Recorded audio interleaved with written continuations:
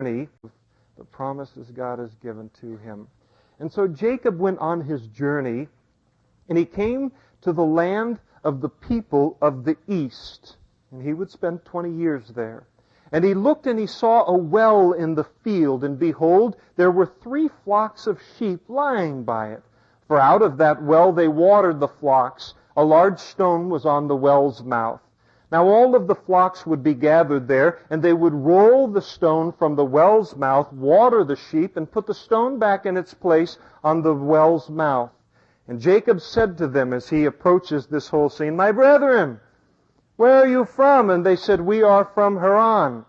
And then he said to them, and he realizes he has reached his destination, "Do you know Laban, the son of Nahor?" And they said, "We know him." I don't know how they said that.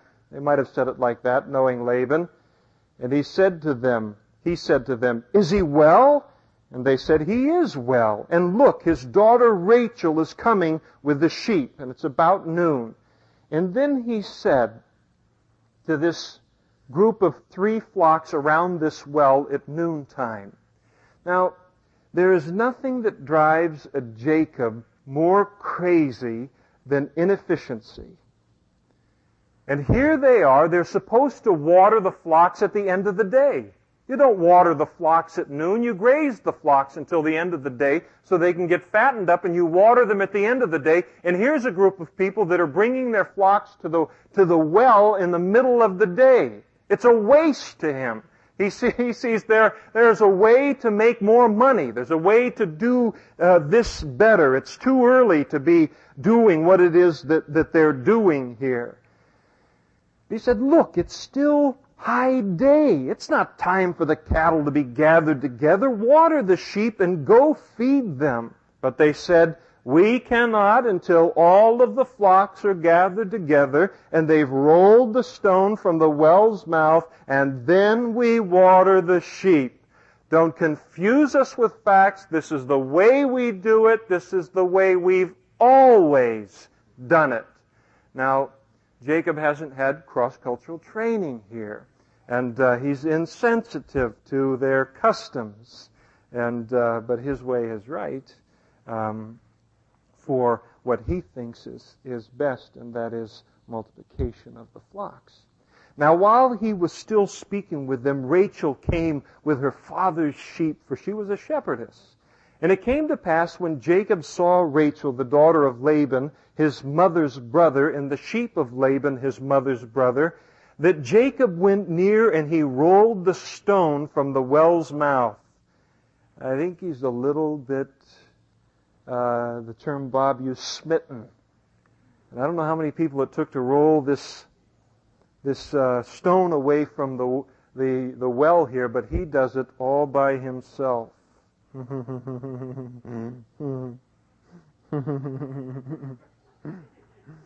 Guys, you recognize it, don't you?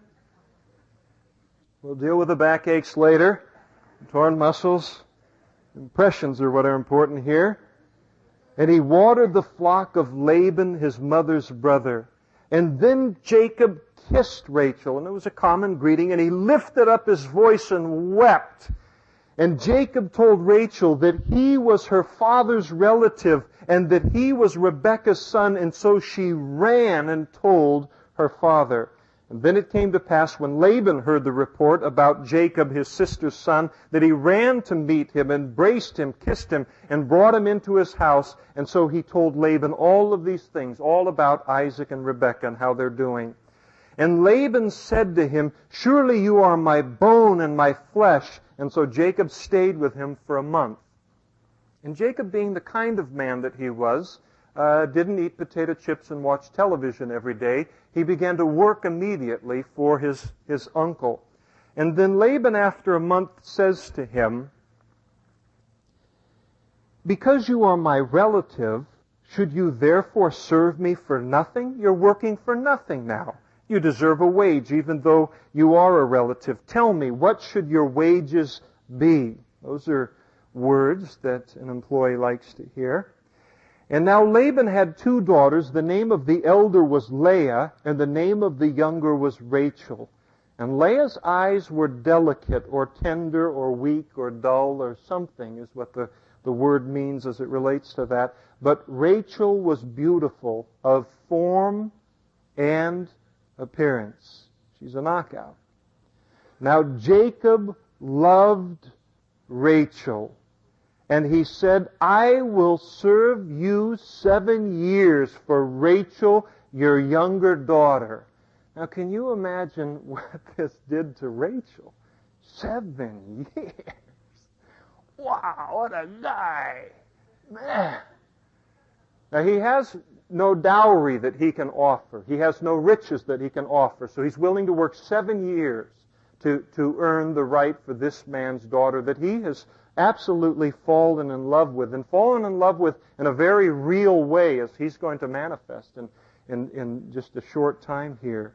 And so he says, listen, for 7 years I will serve you for Rachel, your younger daughter. And Laban said, he's a negotiator, it's better that I give her to you than that I should give her to another man. Stay with me. You got a deal. And so Jacob served 7 years for Rachel, and they seemed but a few days to him because of the love that he had. And his love was very, very genuine towards her. And this is a beautiful, one of the most beautiful pictures in the entire Old Testament as it relates to true love. Here is this guy, and he serves for 7 years to get her, and it says it seemed but just a few days to him because of the love that he had for her. That's something. There are marks to true love that we learn from this particular passage. One of the things that I think is so important to understand, especially if you are a single person, when the Bible describes love in 1 Corinthians chapter 13, the love that comes from God, one of the marks of that love, he says, is that it is long-suffering. It is patient. God's love is patient. Now, there's a balance here that's an interesting kind of thing to walk through, because there's a place where patience serves us very well in our involvement with one another, certainly as it relates to heading towards a commitment as vital as marriage. And yet Paul says, listen, don't wait 7 years if you're burning for one another. Now, it doesn't mean marry someone you're not supposed to marry just because you're burning with lust. But it says you don't have to wait forever to marry either. And so some people marry relatively quickly upon coming into contact with one another, and it works out well. Others marry very quickly, and it doesn't work out so well. Some wait a while, and it works well for them. Others wait a while, and it's still a disaster, because they both remain selfish individuals and fail to obey God's Word, or at least one of them does. But really, one of the things that is so important as it relates to love, and the love that you want to found a relationship on, is that it is patient. It will endure time. It will wait. And I think that time is your friend in relationships. Certainly relationships that are headed towards marriage. It is your friend. Patience is your friend, because you get to learn about what the other person is like in all environments. Do you think that Rachel and Jacob knew each other pretty well after 7 years? And I'm not advocating 7 years as a length of time for engagement. But they probably knew each other pretty well by then. They'd seen each other at their best and at their worst, and with makeup and without makeup, and blowing their top over this, and walking patiently, and all of these kinds of things. But one of the things about giving a little time to a relationship is that there are fewer surprises later. Because anyone can put on appearances for a period of time, but it really, over a period of time you get a chance to see what a person is completely like. And I think that when love is willing to make the sacrifice that Jacob was willing to make. It says something about the love that he has. It reveals that the love that he has is a genuine love, that it is a mature love, that he is willing to sacrifice to get you, sacrifice to get her. And I would commend any sister in the Lord, any woman, period, as a matter of fact. Ladies, do not give your heart to a man unless he is willing to sacrifice to get you. Willing to sacrifice in terms of love. Make sure that there's a real love that's there. Make sure that there's a real commitment that's there. And that becomes manifest over a period of time. And Rachel looks, and you think Rachel was bummed over the 7? No, she looks 7 years, and for me, and I mean, imagine how she felt over that whole thing. I think another thing that teaches us here in terms of this marriage thing, and that was important concerning Rachel and Jacob, and I would encourage again any woman, and that is, ladies, choose a man who's not afraid to work hard. It seems like a simple thing, but it's not really so simple a thing. Jacob, for all of his faults, and God is going to work these faults out in his life, but Jacob was a hard worker. He was a hard worker. He was a responsible man. He was a man of initiative. And so she had to be pleased by that. And notice what it says in verse 21. And then Jacob said to Laban, "Give me my wife, for my days are fulfilled." Apparently Laban, the 7 years had come, and he wasn't handing over his daughter to be Jacob's wife. And so finally Jacob comes and says, "Listen, I've fulfilled my 7 years. Give her to me as wife that I may go into her." That is to consummate the marriage, to have the marriage ceremony and then to become involved with her sexually. And so they are absolutely pure as it related to the entire 7 years. And we learn an awful lot as it relates to that here in this passage. God commands concerning sex. And He says that marriage is honorable among all and the bed is undefiled. There is nothing wrong with the sexual relationship in marriage. But fornicators and adulterers God will judge. And God has reserved the sexual relationship for the marriage relationship, for the environment of commitment to one another. It's for that kind of a love. And may I say, and this is to the women, but it's also to the men, because the women have come a long ways, baby, today. But ladies, if they are not willing to marry you, but they want to go to bed with you, will you look them in the face and say to them, "Do I look like a stupid idiot to you?"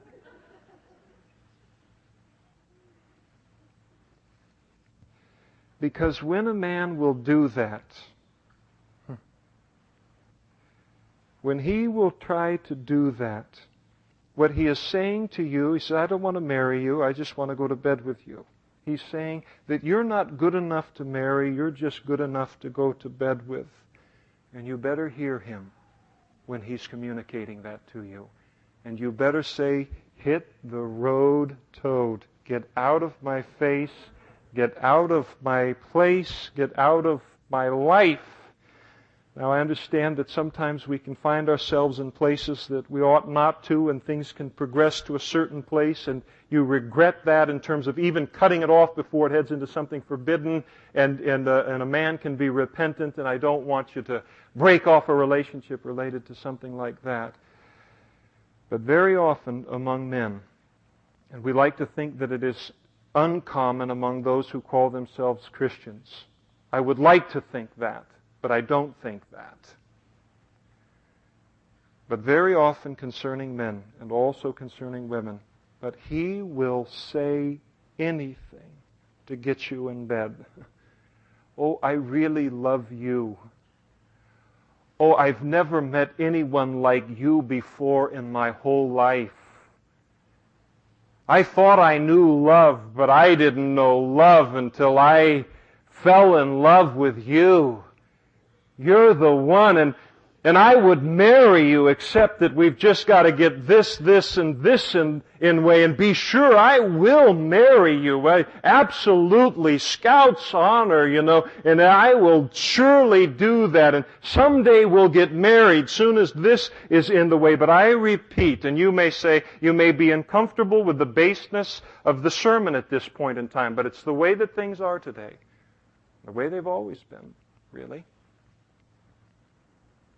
But I repeat, if he will not marry you first, then he is screaming at the top of his lungs, you are not good enough. You are not good enough to marry. You are only good enough to go to bed with. And it's the same thing vice versa if the woman is that way. And the person can sit. And I encourage you, singles who are going together, growing in your relationship in the Lord with one another and in your friendship with one another. Do that. Do that. In your commitment to one another. To stay pure. God knows what He's talking about. Knows what He's talking about. And you look and over here and you can see this Christian or that Christian or this Christian and that Christian, and they're sexually involved with one another. They're going to bed with one another and have no conscience as it relates to that. And you look at it and you say, well, what difference does it make? And you say, well, I've known people who were going to bed together as Christians, and he did say he would marry them, and he ended up marrying them. And is there anything wrong with that? I mean, they ended up married, didn't they? Yes, there is something wrong with that. Because you're marrying someone who is not committed to Christ. And you are in the same condition, no matter what you tell each other, how spiritual you are. You're marrying a person who will obey when it's convenient for them, and they will disobey when it's convenient for them. And that's who you're marrying. And when you marry that person, they will be the same way once you've married them. Oh no, I'll change him. Oh no, you won't. What a man is single, he is more of married. And what a woman is single, she is more of married. If you want to see change, you see change before you say, I do. That's the only safe change. And so a person looks and says, well, you are marrying a person who is willing to live in disobedience to God. You are marrying a person, you have no idea what their commitment is to the Lord, or their commitment is to you at all. Disobedience is their God. Sex is their God.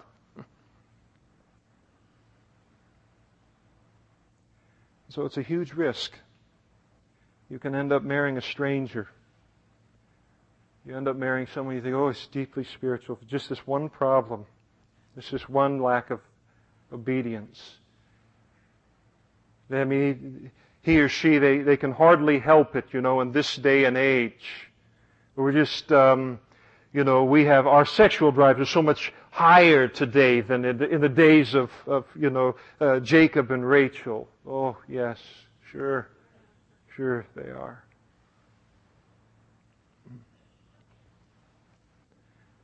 There's such wisdom behind what God has to say.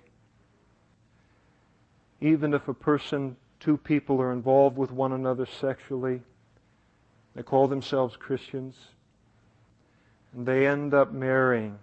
The problem is that once you begin a physical relationship, as a part of a relationship, all other areas of the relationship cease to develop as they should. Because now sex becomes the focus of the relationship. Everything else revolves around that. And whatever development there is in the relationship occurs after the satisfaction of the sexual relationship.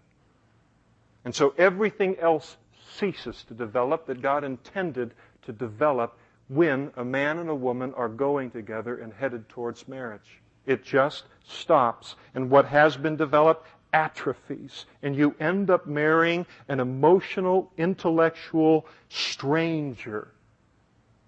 So I thought I knew them. And somebody say, well, as they come in for counseling, or you meet someone somewhere and say, well, do you really know this person very well? Oh, we've been to bed together. Oh, well, boy, oh, boy. Man, you know everything then, don't you? Oh, you don't know anything. We've had sex together. It means nothing. It doesn't mean anything at all.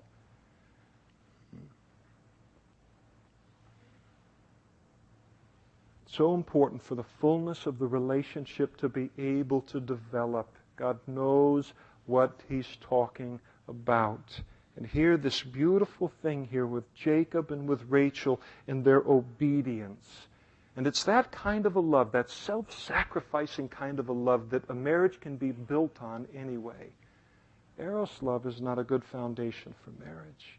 And so as you obey the Lord in this, then the relationship develops and God, and you know that this man over here, he loves God and he loves you. And if he loves God and if he loves you, he will wait. And if she loves God and she loves you, she will wait. If he loves himself or she loves himself, then they will not wait. And God has given you a wonderful screen, a wonderful sifter to determine whether a person loves you really or just loves themselves and they want to bring you into that whole nightmare. And that is to say no until you are married. It is the best creep sifter on the face of the planet. And I'm serious. I'm serious. So many disasters. So many disasters. Heartbreaking. Heartbreaking. You single people, listen. Agape will wait. It's long-suffering. Eros won't wait. Because it says, I love you. I love me, so I love you. Oh, look out. Run for your life.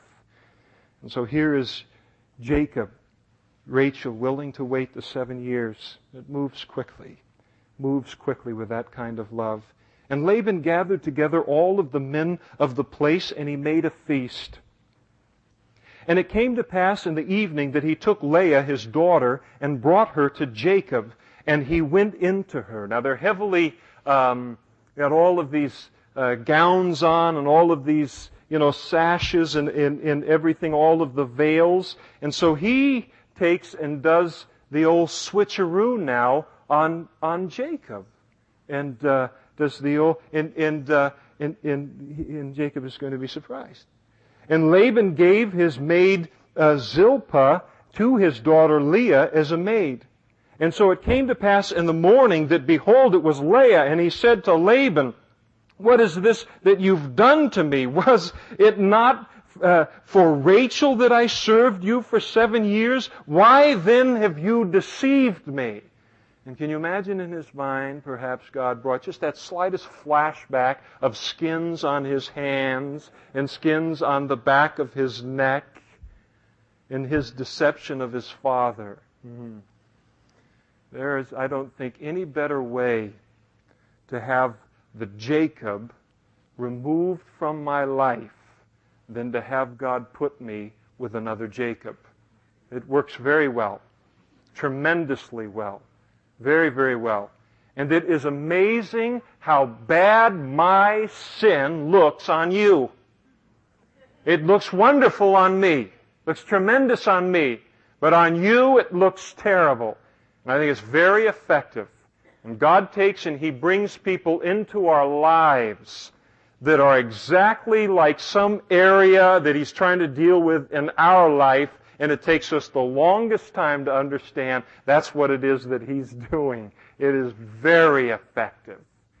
Very effective. And a common methodology of God. And Laban said, oh, it must not be. Didn't I tell you? We've got a custom in our country that we must not be done so in our country. To give the younger before the firstborn, fulfill her week, her marriage feast week, the honeymoon, and we will give you this one also for the service which you will serve with me still another 7 years. And Jacob did so and fulfilled her week, and he also gave him his daughter Rachel his wife also. And Laban gave his maid Bilhah to his daughter Rachel as a maid. And then Jacob also went in to Rachel, and he also loved Rachel more than Leah, and he served with Laban still another 7 years. And when the Lord saw that Leah was unloved, he opened her womb. But Rachel was barren. And so Leah conceived and bore a son, and she called his name Reuben, which means, behold, a son. For she said, the Lord has surely looked on my affliction. Now therefore my husband will love me. I feel for Leah in this all the way. And God is going to do something very precious for her, as we'll see in a moment. And then she conceived again and bore a son and said, because the Lord has heard that I am unloved, He has therefore given me this son also. And she called his name Simeon, which means hearing. And she conceived again and bore a son and said, now this time my husband will become attached to me, because I've borne him 3 sons. And therefore she called his name Levi, which means attachment. And she conceived again and bore a son and said, now I will praise the Lord. She was a believer in the Lord, a lover of the Lord. And therefore she called his name Judah. And then she stopped bearing. And Judah means praise. And Jesus is the Lion of the tribe of Judah. It is through Leah and not through Rachel that Jesus would